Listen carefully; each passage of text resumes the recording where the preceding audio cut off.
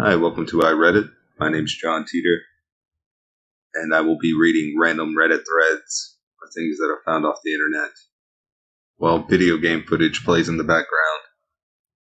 I've seen a lot of videos where it's been a robot basically reading Reddit threads, and I figured I'd do one that's a real voice for once. Today the accounts will come from TIFU off of Reddit, and the game playing in the background is the Raft. I recently got it off Steam, and I love this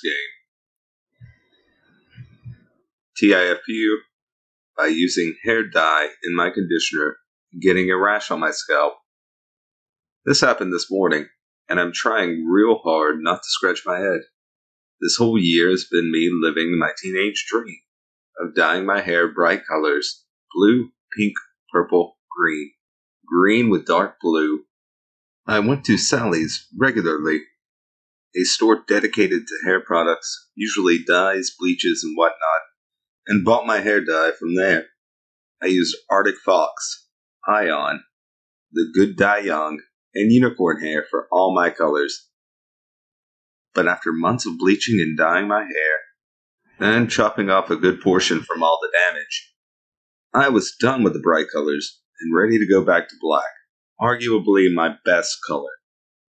I used the Good Dye Young, and my hair looked indigo at best, with the green I had in my bangs bleeding through. It looked really good, but I wanted black. So I figured I'd use boxed hair dye, as it's managed to cover other colors really well, red and magenta. Now, I'm no stranger to boxed hair dye. I've used it plenty of times. Did a strand test, no negative reactions, cool beans. I dyed my hair and was happy with the results. Here's my mistake. When I started dyeing my own hair, I was recommended to put any leftover hair dye in my conditioner to help maintain the color for as long as possible. I had done that with nearly all my colors and had positive results, so I figured I'll add leftover black box hair dye to the conditioner. 2 days later, today, and it's hair wash day. I shampoo and add the conditioner and hair dye mix to my hair. Looks brown, not black. But that's okay, because that's what it looked like when I first mixed it up, right? I let that set while I washed the rest of me, then rinse off the conditioner. Immediately, I feel the slight burn on my scalp and neck. I rush out and look in the mirror, and sure enough, the edges of my forehead, behind my ears, and part of the back of my neck are red and itchy. Apparently, you're not supposed to keep the hair dye once it's been mixed with the developer. Who knew? Me. I should have known. So now I have an itchy scalp. I put leftover box hair dye in my conditioner and then used it and got a rash. TIFU, by trying to flirt with the pizza guy. This technically happened yesterday, but I, 23 female, couldn't post till today because I was so mortified I was crying about it when it happened, so please forgive me. So for Christmas, I got a gift card for my favorite fast food pizza joint the next state over. Usually it's a trip reserved for Friday nights, but I convinced my mom to bring me last night. I had also recently been trying to use a bit of makeup because my hair is short and I want to feel pretty and feminine. Everything was going well. Me and my mom are getting along. I was able to order my extra cheesy Alfredo specialty pizza, even though it was no longer on the menu. Life was good. Once I got to the place, the rather cute guy running the register informed me that it would be out shortly. Cue the start of an elaborate FU that shows my life in a nutshell. I decided that I would casually slip the guy my number on a napkin once he gave me the pizza and play the shy girls run off cliche. I slipped him the note, being careful not to throw it at him. That has also happened before, and no, the guy didn't call me that time either, and went to make my exit. Due to me being an extremely anxious person and very nervous about the whole thing, I was shaking as if I was robbing the joint instead of giving the guy my number. I stumbled and the pizza began to wobble. It then hit the door frame just right as I attempted to save it and the pizza fell cheese face down on the ground.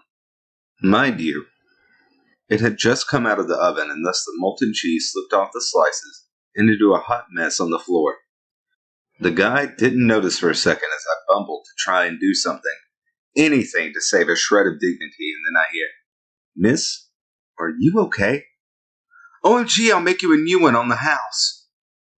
Now me, being me, I felt the need to try to clean the mess, and began the futile task of scooping the slices back into the box, and taking a napkin from my pocket to try to clean the goopy cheese on the floor. The guy continued to say he would clean it. "Please don't burn your hands. I'll make you a new one," etc. But I was near tears at this point and just tried to laugh and quickly told him good night and ran out the door to burst into tears in my mom's car. Unsurprisingly, I haven't heard from him, and now won't at all because I changed my number for unrelated reasons. I am not going back there for a very long time, for all the pizza in the world. Too long, didn't read. Tried to act shy and cute in front of the pizza guy, only to spectacularly drop my pizza face down on the floor as I was leaving. Edit. To the people in the comments saying I'm disgusting and he didn't have a way out, I left my number on the table and tried to leave. No pressure, totally up to him whether or not he threw it out. Thank you to everyone in the comments for your kindness. It helps my anxiety to know that it's not as bad as I thought. On another note, I changed my number because the number I had recently gotten was full of spam calls and linked to multiple accounts like Facebook and Venmo already. TIFU, by wanting to eat some waffles in peace. This happened a few months ago. I work from home due to COVID. During lunch break, I really wanted to eat waffles, but I don't have a waffle iron. My parents have one, so I drove to their place. I often lunch at their house because it's a welcome pause for my own place, and my 3 dogs, little ones, live there as well. So I took the waffle iron out of the kitchen cabinet, put it on the kitchen island, and started doing what I do best as a Belgian. I was still eating when my sister walks in and decides to give the dogs a little treat. This is when I notice there are only 2 dogs begging for food, not 3. I ask my sister where Lily is. My sister takes a look around but can't find her. My spider sense tells me this ain't right. My dog loves candy, so she should never miss an opportunity to beg for some. I shout to my parents who are upstairs to look for Lily. She isn't there. I take a look outside meanwhile, also negative. My heart starts pounding. I run to the garage door, which is wide open, but the door to the garage itself was closed. I quickly take a look outside in the street anyway, but Lily isn't there. I rush back inside, ask my sister with a desperate-sounding, almost angry voice, "Where is my dog?" And panic sets in. I'm shouting Lily's name, and check the stairs, I look underneath the table. Lily is a small dog and sometimes hard to find because of this. I check all her favorite spots. I throw the big cushions which she likes sleeping on out of the couch. Nothing. I run upstairs while my sister checks the garden. My parents made their way downstairs because of the noise and look outside as well. I open every door frantically, keep shouting Lily's name. I look under every bed. Nothing. I pull the bed sheets away, even though they aren't allowed in there. I can't think straight anymore. I'm on the verge of a panic attack. My heart is racing, and like a mad woman, I start screaming her name. Every scream louder and more desperate than the previous one. The entire street now knows I'm looking for my dog. I run downstairs, jerk open the front door, and look outside again. I head back in and run to the garden. I check every bush, but Lily is not there. Then it occurs to me, the garden house. My dad probably opened the door, took a tool, and the dog probably got inside with him without realizing it. And he must have closed the door. I open the door, already feeling the start of relief, but the garden house is empty. I run back inside. My parents and sister are still looking as well when my uncle arrives. He immediately realizes something is up, as everyone is in a huge panic and shouting the dog's name. Without asking a question, he starts to help us look. I run back upstairs and check every bed again, and I almost start to cry at this point. In my mind, Lily has already been kidnapped, or she ran away and got hit by a car, or she ran away and someone figured, oh, what a cute dog, and adopted her. I'm lying flat on my belly on the floor, looking under my parents' bed once more when I hear my uncle shout, "Found you! Ha ha!" I make my way downstairs at a speed that's life-threatening, and when I see Lily's dumb little head, I almost cry. I take her in my arms, hug her intensely, and ask my uncle where on earth he found her. Turned out that when I took the waffle iron earlier, Lily had jumped into the kitchen cabinet without me noticing, and I had closed the door while she was still inside. Now you may ask, why didn't Lily bark then? That's because the cabinet with the waffle iron is also the cabinet where we keep the candy.